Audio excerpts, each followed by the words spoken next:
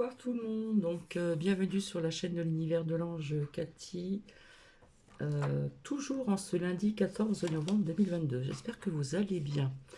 Donc je vous ai fait partager ce matin une vidéo et je suis désolée, il y a encore les commentaires qui sont désactivés.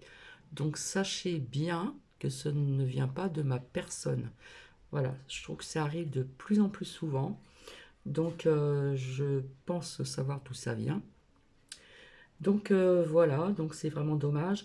Je dis merci aussi à Nanouchka pour mon anniversaire.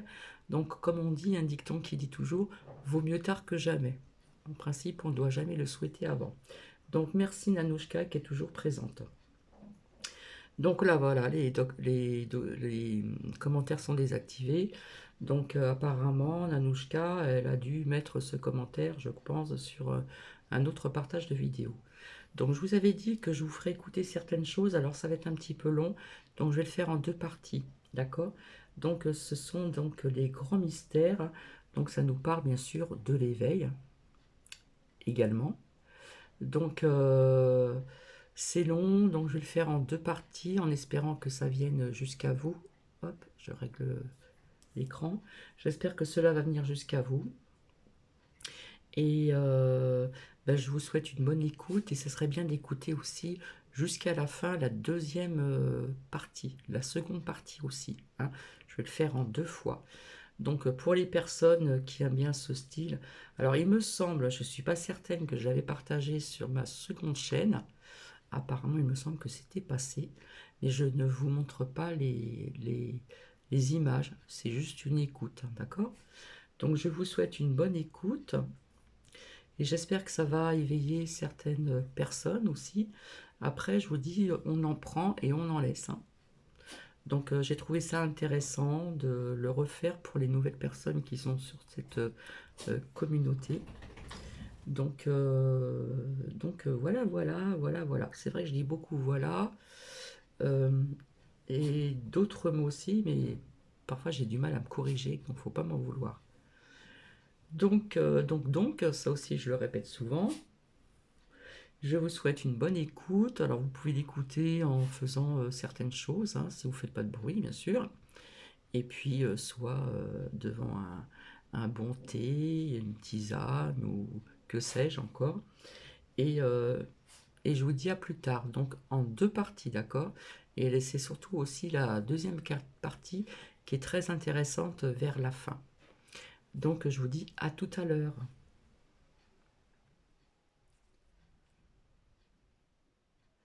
Alors ne m'en veuillez pas si l'ordi bug, hein, parfois ça bug. En ce moment, voilà ce qui se passe sur cet ordi. Allez, bonne écoute à vous.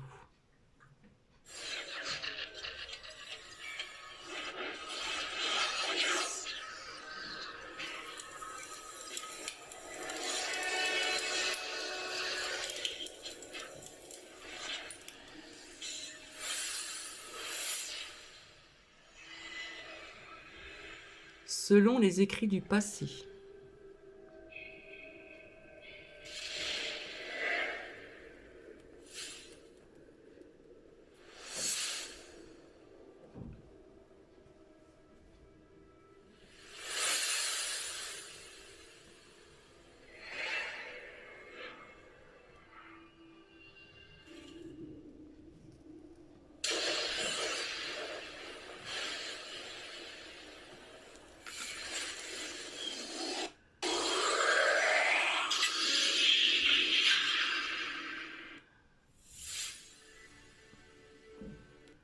Pour commencer mon histoire, je vous inviterai en vous proposant de contempler cette chose fabuleuse qui vous entoure, cette chose béante que l'on appelle l'univers. Son incroyable infinité et sa beauté nous émerveillent. Son équilibre et ses diverses énergies nous questionnent sur sa véritable identité. Ça commence déjà. Et cela nous plonge tous dans l'incompréhension et nous laisse dans l'intrigue. Et laisse les terriens inertes sur leur minuscule planète, à rêvasser, en visionnant le cosmos, et dans l'attente de réponse à l'idée qu'un jour ils adhéreront à la chance d'y boire ces mystères. Mais pourtant à ce jour, même les plus grandes études réalisées n'ont compris seulement que d'infimes parties de ce qui s'y cache. Et la plupart des thèses présentées sur le cosmos ne sont qu'en quelque sorte que de miettes hypothèses scientifiques peu probables.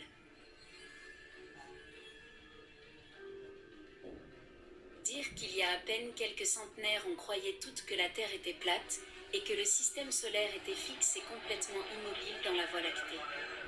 Mais on avait tort, évidemment oui la Terre était ronde bien entendu. Mais par contre l'homme n'en savait encore très peu sur l'astronomie, et encore moins au sujet de l'environnement étourdissant qui se manifeste dans l'univers qui l'entoure. À commencer par l'orbite de la Terre, qui file à une vitesse de 100 000 km/h autour de son étoile, dont l'homme n'en a même pas conscience. Pas plus qu'il ne perçoit que son système solaire est en perpétuel mouvement et encore plus rapidement dans sa galaxie. Pour mieux élaborer en fait, le Soleil se rue à toute allure à 70 km/s, y voyant toutes ces planètes qui le composent en orbite autour de lui-même sous forme de spirale irrégulière. Et pour en finir que sa galaxie tout entière, la Voie lactée, se propulse dans le cosmos à une vitesse de 720 000 km/h vers sa galaxie voisine, la galaxie d'Andromède. Et en second sur sa lignée. La Terre se dirige dans ce tourbillon cosmique sur son chemin vers la constellation d'Hercule. Alors imaginez à quel point on peut se tromper à propos de ce qu'on perçoit, on attend à apprendre sur ce qui nous entoure. L'univers est d'une beauté remarquable, je dirais même incomparable et si intrigante, il n'y a pas de mots pour décrire cela. L'univers est si vaste et son contenu est si gigantesque que l'humain a peine à le concevoir dans son ensemble. Peut-être est-ce que le cosmos est une illusion de notre point d'observation, ou peut-être est-ce un mirage qui nous illustre le passé. En fait, qu'est-ce qui est vraiment perceptible de l'œil humain qui est si minuscule pour enfin illustrer l'univers par sa vraie nature? Les yeux. L'organe de la vision humaine. Sont en fait ce qui apporte l'information sur le monde extérieur qui l'entoure, et par le jeu des perceptions de la lumière, des couleurs et des formes.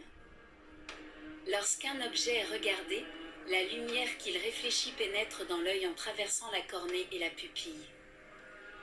Mais selon les lumières perceptibles par l'humain lorsqu'il regarde le cosmos, il ne voit en fait qu'un vide noir nappé d'étoiles à perte de vue. Mais en fait, l'homme a-t-il les capacités de visualiser vraiment la réalité?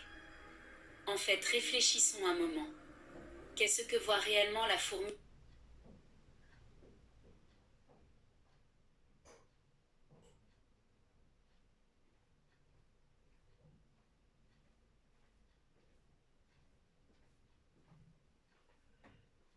Ou la mouche quand elle regarde le ciel? Nous voit-elle nous les humains dans son univers propre et si petit? Je n'en suis pas convaincu, je fais que de simples hypothèses. Ou sinon, comme autre exemple, les millions de bactéries sur notre corps en sont-elles conscientes réellement qu'ils demeurent sur un être vivant? Probablement que non, à mon avis chaque univers est propre à soi-même. Et même s'il est plus facile d'espionner les royaumes de l'infiniment petit que ceux de l'infiniment grand, tous ces mondes leur sont de mise.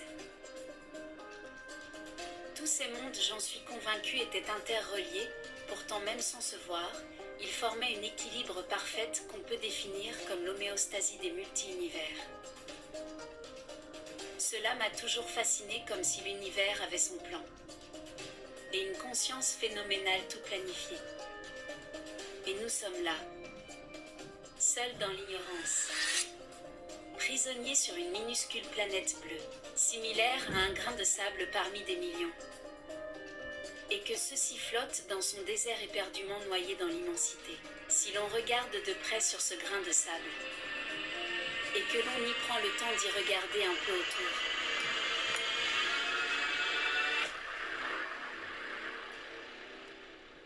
L'humain semble seul parmi les autres, en évolution étrangement rapide, n'ayant aucun lien avec les autres espèces. et cette planète ne semble pas du tout nous appartenir. On peut y méditer un peu ici, demander en quelque sorte pourquoi nous y sommes.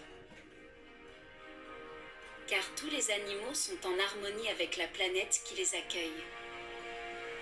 Tandis que nous les humains, sommes figés et tourmentés dans nos routines et encore beaucoup trop sont encore là à piétiner aveuglément sur la nature qui l'entoure.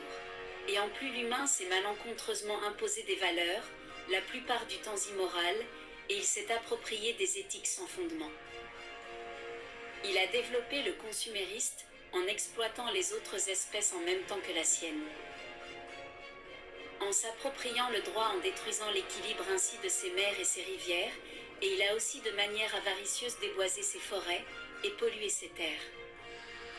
L'homme est même allé jusqu'à aller souiller les pluies au sommet de l'intérieur vital de sa demeure, comme aussi affreusement ceux de l'extérieur. Et contrairement à toutes les autres espèces qui l'entourent, en conclusion, l'homme a inventé la discrimination, le racisme, la haine et la torture. Comment l'homme a-t-il pu devenir ainsi ? Je me suis souvent posé plusieurs de ces chaotiques questions étant enfant. Pourquoi sommes-nous ici ? Pourquoi l'univers existe ? Pourquoi tout ceci est en place ? Pourquoi il n'y a pas juste rien du tout ? Par exemple, une page noire sans l'ombre d'une atome et de matière. Le vide. Ni vent, ni terre, ni eau. Le néant. Le silence. Juste rien. Pour analyser ces réponses, alors cessons de regarder le ciel et baissons les yeux plutôt vers la terre et le sol pour comprendre et essayer de déchiffrer les messages laissés par nos ancêtres. Les archéologues, depuis toujours, ont fait d'innombreuses trouvailles qui m'ont fait déjà glacer le sang et verser une larme. Pour savoir vraiment l'origine de notre humanité, tournons-nous vers nos ancêtres. Ces civilisations disparues, telles qu'on les nomme, les Anunnaki et les Néburiens qui ont laissé certaines traces d'une histoire remarquable gravée dans la pierre afin que leur histoire résiste au temps. Laissez-moi vous informer du plus important cadeau laissé par les anciens. Qu'on surnomma par la suite les bâtisseurs, qui avaient reconstruit cette fameuse pyramide, la pyramide de Khéops sur le site de Gizeh en Égypte. Cette pyramide attendait qu'on soit assez éveillé, j'imagine, pour sentir l'émergence de ces nébuleux mystères. Elle cachait derrière ces kilomètres de pierres d'inoubliables révélations. Mais je fouillais et en reliant tous les documents, ce que j'y découvris en y faisant certains liens, cela me fit complètement ouvrir les yeux. La révélation des pyramides.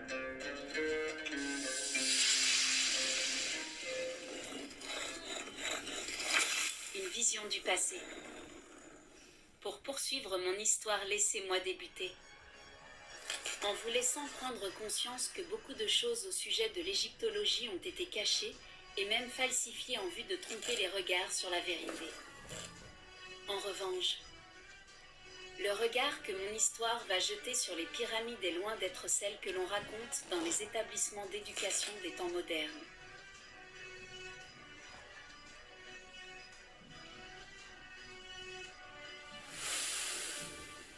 J'ai enquêté sans a priori, sans préjugés. Je voulais, car j'étais en quête de réponses. Mais ce que j'y découvris me mena au-delà même de ce que j'aurais pu imaginer. Toute cette enquête était basée sur des faits et non des hypothèses. Je ne regardais plus la planète et ni les étoiles du même œil. Ils avaient tout caché l'essentiel. La grande pyramide de Gizeh fut construite il y a plus de 4500 ans par un peuple de l'Antiquité. Elle avait été assemblée avec 2 millions de blocs de la pesanteur d'une grosse berline. Pourquoi était-elle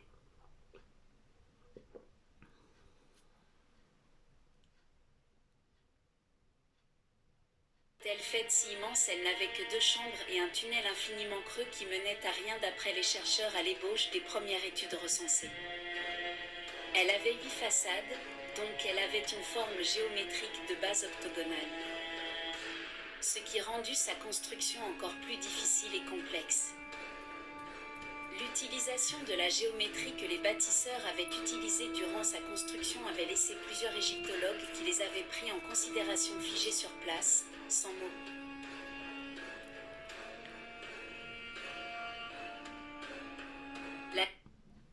Désolée. Donc on va dire qu'ici c'est d'avoir du bon sens, de la réflexion et puis de la logique. Je vous laisse continuer. La géométrie utilisée était constante et précise au millimètre près.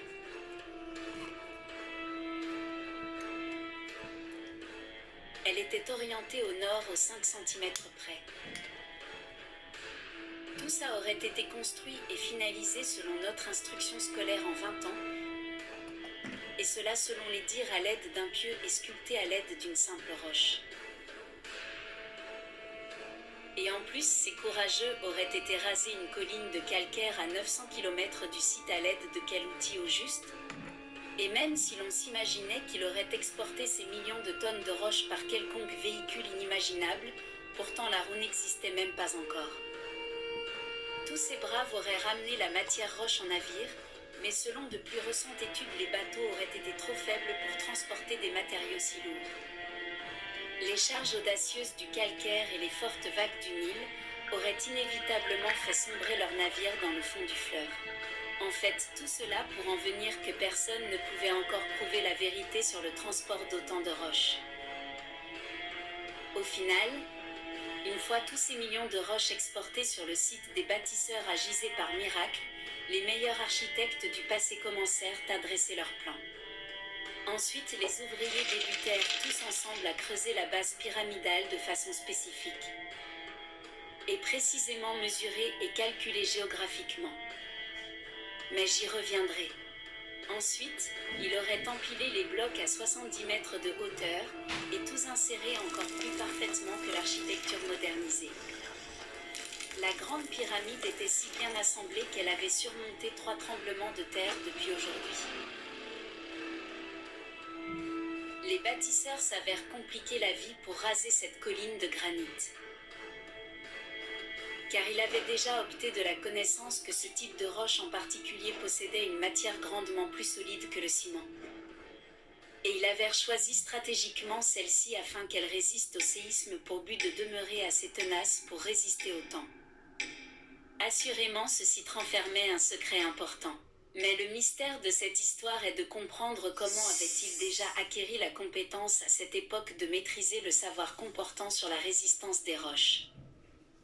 Car l'étude de l'antisismie n'avait qu'apparu seulement qu'au XXe siècle. Avec le temps, plusieurs avancèrent que les bâtisseurs avaient transporté les pierres en utilisant une technologie dont l'homme ne soupçonnait même pas l'aube de son existence. Mais l'histoire qu'on nous contait était tout autre que la réalité. La pyramide possédait des fonctions propres à elle. Mais quelle histoire est la bonne, si on revenait dans le temps un peu, à l'ébauche de tout? Le roi Khéops avait utilisé dans sa pyramide des principes de mathématiques ahurissantes et avait construit sa pyramide avec une ingénierie plus que remarquable. Il y a longtemps, les pyramides n'avaient aucunement l'apparence qu'elles reflètent aujourd'hui. Lorsque la pyramide était encore toute jeune. Sur ses façades, l'on y avait rajouté un revêtement de calcaire hautement chargé en pierre de quartz blanc. Ce qui lui donnait une teinte aveuglante et blanchâtre. Ce matériau était ultra conducteur. Cela jouait ensuite un grand rôle avec l'énergie des particules de lumière, que l'on appelle des photons, selon sa force et sa couleur lumineuse. Les particules de lumière s'avéraient interagir avec les minerais présents dans l'ancienne structure des pyramides.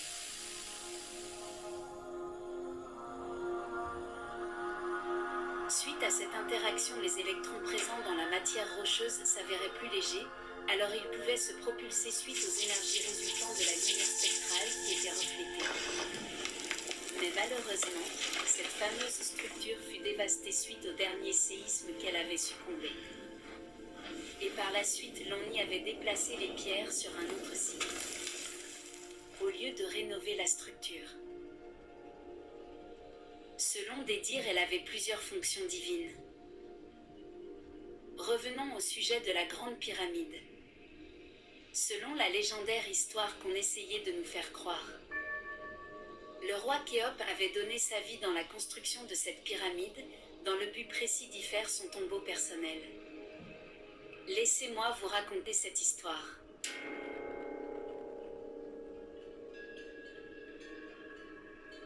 Les rituels du roi Khéops.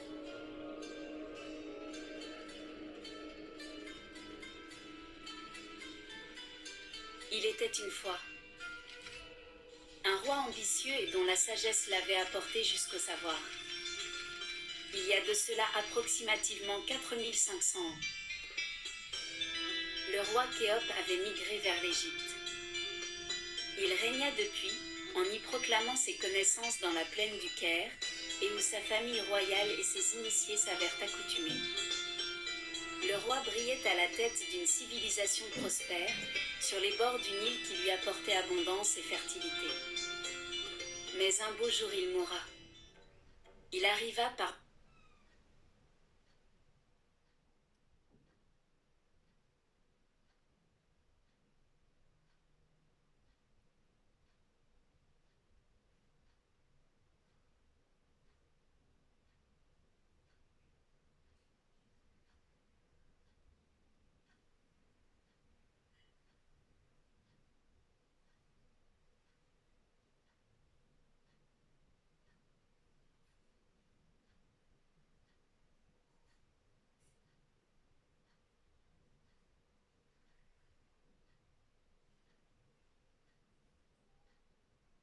bateau sur le fleuve du Nil.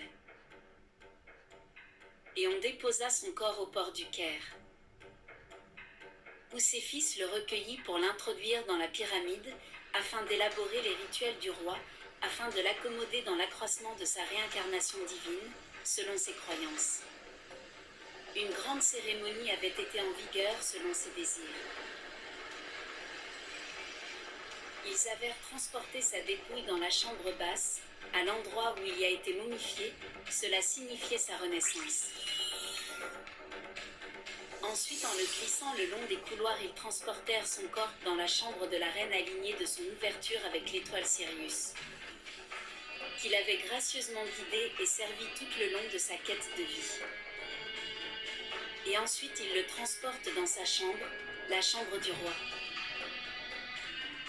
Tout cela signifiait qu'il avait acquis la vieillesse et la maturité, mais aussi le savoir et la sagesse. Ainsi ils le placèrent dans son tombeau où son âme immortelle pouvait attendre l'arrivée du dieu Ré, le roi soleil. Durant la nuit, il pouvait s'évader et naviguer dans les cieux et chasser les énergies négatives qui rôdaient sur son royaume pour protéger son peuple. Selon la légende, les rois étaient enterrés avec de petites figurines de bateaux. Ce rituel avait pour but de lui permettre de naviguer dans sa projection astrale et de braver le royaume nocturne dans l'attente de quitter ce monde. Immanquablement, à l'aube, il rentrait sagement attendre le dieu soleil avec impatience et gratitude dans sa chambre respective. La chambre du roi n'était pas alignée aux autres chambres. Mais tout cela avait été calculé de façon précise pour que la lumière du soleil du 14 juillet atteigne sa chambre selon ce coin cardinal. Car cela signifiait la date de naissance de son dieu selon le calendrier égyptien. Ou selon d'autres, c'était à cette date qu'il était venu des étoiles vers eux. Le conduit avait été construit afin que le 14 juillet à midi tapant précisément le soleil soit aligné pour entreprendre ce rituel. Pour eux, cela signifiait que leur dieu était enfin arrivé pour venir chercher l'âme du roi. Une fois le soleil aligné sur ce conduit conçu à cet effet, alors ainsi sa luminosité pouvait ramper dans la fente tout au long du calcaire et éclairer abondamment la chambre du roi pour éblouir de rayons son tombeau. Et pour enfin apaiser son âme vers la paix éternelle. Durant le court instant que cette chambre était illuminée, le dieu soleil pouvait le guider vers le chemin de l'au-delà, tout en lui ouvrant les portes du ciel pour finalement entamer sa réincarnation divine. Ainsi il partait en paix pour l'éternité. Mais est-ce que la pyramide avait vraiment été conçue pour être un tombeau? Pourquoi savoir donner tant de mal, à mon avis? Elle devait avoir des fonctions autres, beaucoup plus primordiales. Certains scientifiques aborda le fait que ce site n'avait pas été conçu par les Égyptiens et que des traces d'une civilisation bien plus avancée avaient laissé ces traces étonnantes de dessins dans la roche.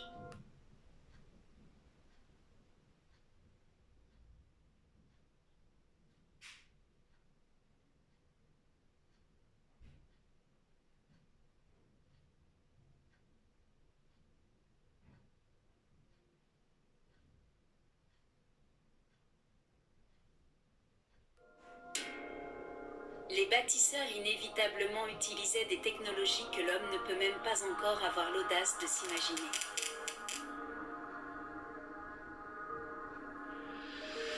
Pourquoi un tombeau aurait été acharnement construit par des matériaux uniques qui servent aujourd'hui à permettre la conductivité électrique? Selon certains physiciens et scientifiques, les pyramides avaient plusieurs fonctions multiples. Ce peuple s'avérait apparemment maîtriser plusieurs sciences que même l'homme moderne commence à peine à percevoir. Déjà à leurs époques, ils apparaissaient maîtriser la conductivité des matières rocheuses et même l'électricité. Ils maîtrisaient aussi la compréhension des différents champs de force vibratoire ainsi que la science des énergies spectrales qu'un photon émet selon son calibre lumineux. Assurément, cette civilisation n'était pas les Égyptiens. C'était plutôt, selon plusieurs, une civilisation déjà hautement avancée qui leur avait enseigné qu'une infime partie de leur savoir. Selon des grands savants, cette civilisation se servait des pyramides afin de communiquer avec leur peuple sur le globe et même interstellaire. Impossible, vous me direz. Mais prenons le temps d'aller y voir de plus près. Premièrement, c'est à se demander pourquoi la pointe de la pyramide avait été vandalisée et transportée à plusieurs kilomètres du site. À mon avis, cela saute au visage. C'était volontaire. Et sûrement à des fins mal intentionnées pour but de la mettre hors fonction. Il faut regarder la pyramide pour comprendre que cela fait beaucoup, mais vraiment beaucoup de boulot pour un simple cadavre. Les civilisations qui ont précédé les Égyptiens étaient beaucoup plus primitives même que ceux de l'âge actuel. Assurément, ce site renfermait un secret important.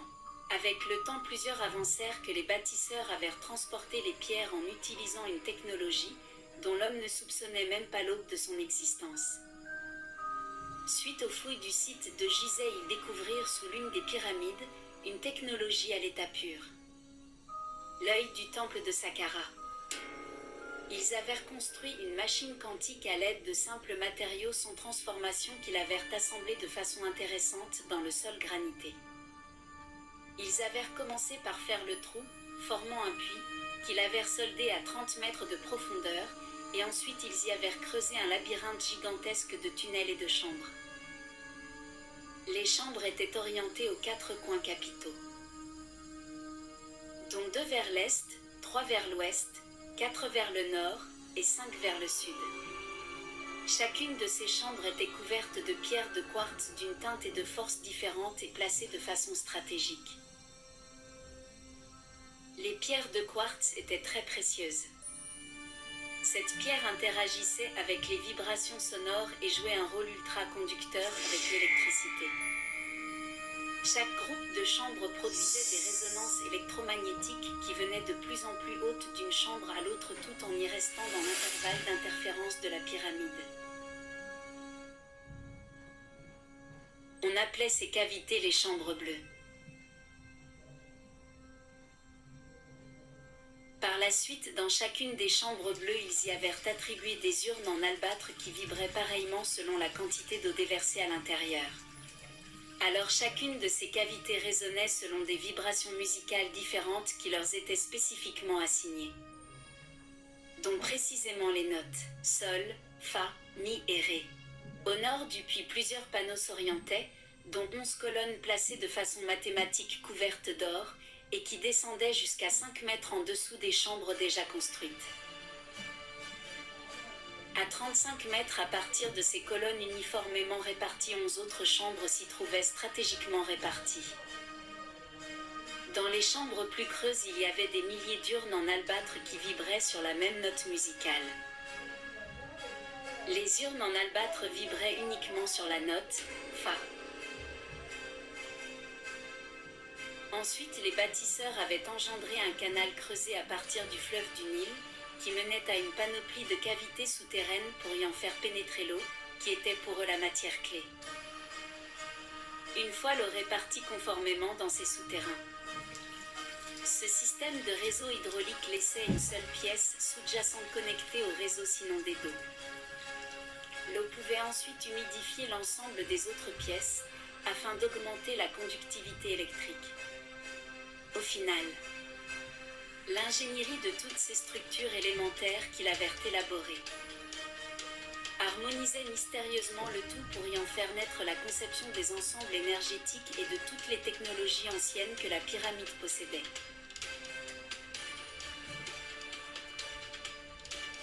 Selon certains, les anciens avaient acquis la technologie de procéder à la communication avec ses semblables sur Terre et même se localiser sur d'autres étoiles, probablement de la constellation d'Orion. Ils possédaient aussi, selon certaines études archéologiques faites sur le site, la technologie de créer un champ électromagnétique en jonglant avec certaines vibrations précises. De ce principe, ils s'avéraient déplacer les roches. Et en manipulant cette énergie, ils auraient construit tous ces monuments du passé et élevé ces structures gigantesques, telles que celles des pyramides qui laissent dans l'interrogation plus de 1 depuis des centenaires. De ce fait, l'Égypte avait été influencée par une civilisation extraterrestre venue de loin. Et les chercheurs de jour en jour faisaient toujours de nouvelles découvertes ahurissantes. On surnomma la première civilisation venue des étoiles, les Néburiens ou les Anunnaki. Les dieux gardiens de la ceinture d'Orion.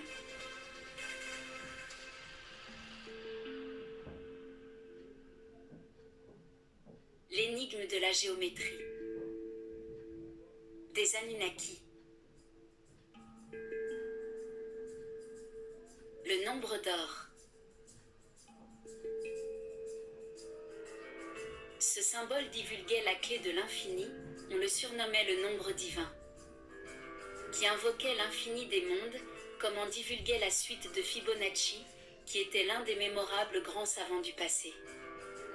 La suite de Fibonacci est une suite de nombres entiers dont chaque terme successif représente la somme des deux termes précédents. Ce rapport est considéré comme la clé de l'harmonie universelle et se décline et se transpose par des formes géométriques telles que le rectangle, le pentagone et le triangle. Cela représente l'unique constante de l'univers où sa valeur qui transpire la perfection est représentée par les chiffres 3,1416. La nature s'exprime et se manifeste par une suite de nombres, et si l'on regarde attentivement, cela invoque les mathématiques. Cela pouvait être difficile à réaliser au départ. Mais cette fascinante suite de nombres et le nombre d'or se mariaient de façon impeccable.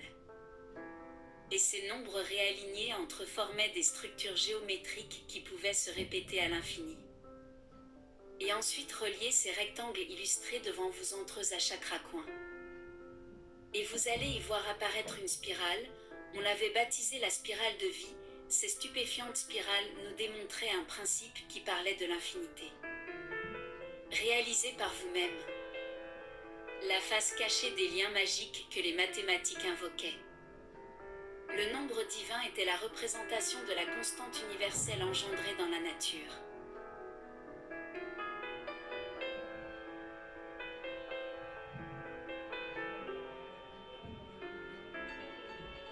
Cette suite de nombres se retrouvait partout dans la nature. Prenons cette coquille par exemple et traçons un rectangle d'or autour de celle-ci. Et en second, trouvons ensuite à l'aide de simples calculs le rayon doré de cette structure. Ensuite de ces rayons, courbez ceux-ci pour y en former un rond parfait, et pour finir divisons ce rond en 3 segments dorés.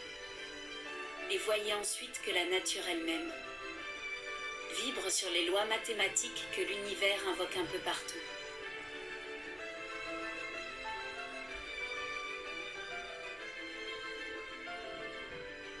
Certaines plantes réagissaient et vivaient selon les principes mathématiques du nombre d'or. La fleur de tournesol était plutôt remarquable à ce sujet.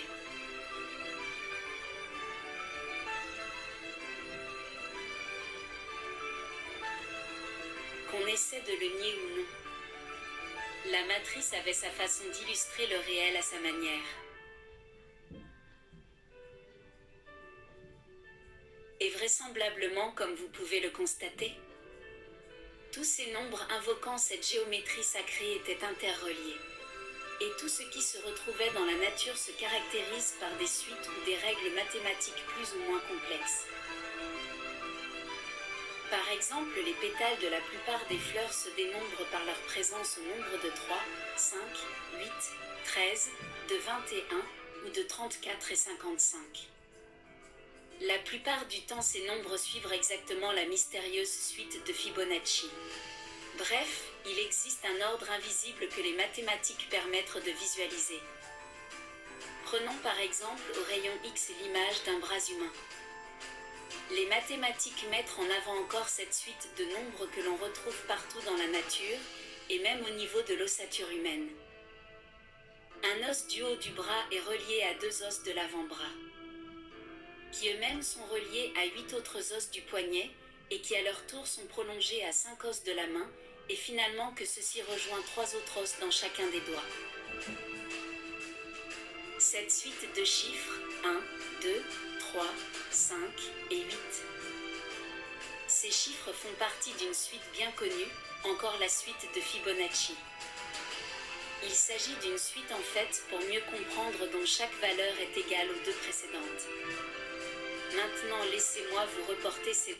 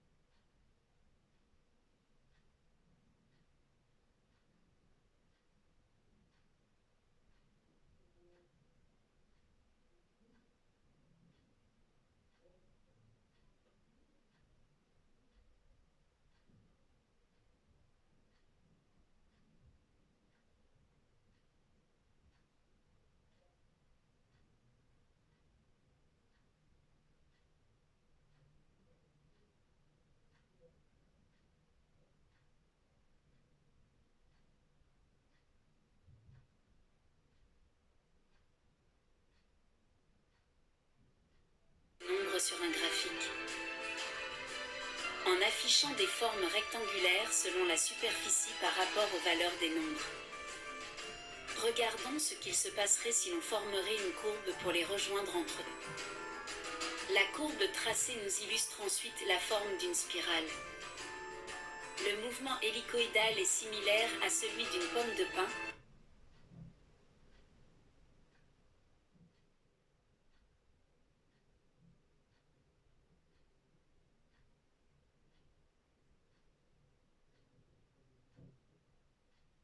Cette forme aussi se retrouve dans la coquille d'ammonite, comme je l'ai mentionné auparavant.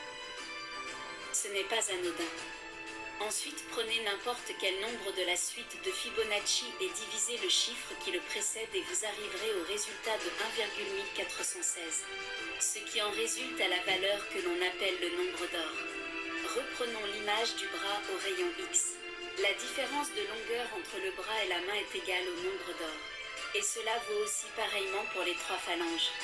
Mais encore plus extraordinaire, cela vaut aussi pour notre ADN. Le rapport entre la longueur et la largeur d'un cycle de la double hélice de la molécule d'ADN est égal à ce nombre magique. La suite de Fibonacci et le nombre d'or sont des nombres qui peuvent représenter des exemples d'objets fractales.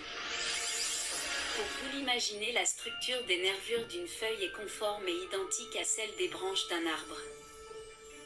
On a bien ici une structure répétée à l'infini sur une échelle toujours plus petite. Une fractale, c'est l'autosimilarité. Un motif autosimilaire est un motif qui peut être reproduit et constaté à de multiples échelles d'observation. Mère Nature ou peu importe comment vous voulez l'appeler avait son plan et s'avérait savoir très bien calculer selon ses lois mathématiques. Tout était en fait seulement que mathématique. D'un simple grain de sable à la première graine qu'elle avait engendrée pour créer la vie.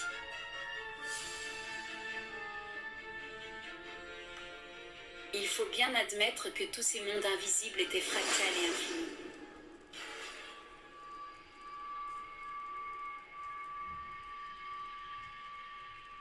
Platon racontait de l'un de ses anciens manuscrits que l'univers fonctionnerait selon des lois non écrites et dirigé par une clé d'or, comme si cette clé était la constante de l'univers.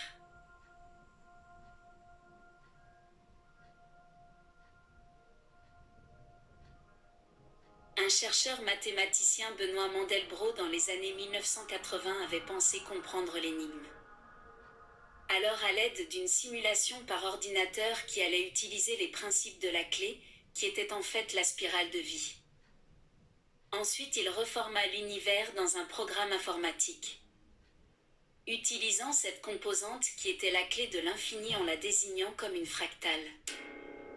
Disons comme substance primaire.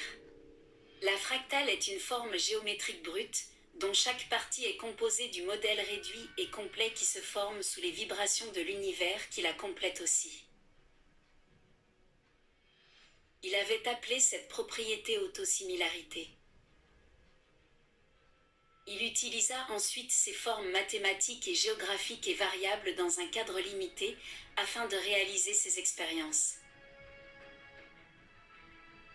Chaque fractale de son niveau de grossissement dévoile des différences au niveau de l'image. Alors l'image change en permanence, cette transformation est appelée la spirale cosmique.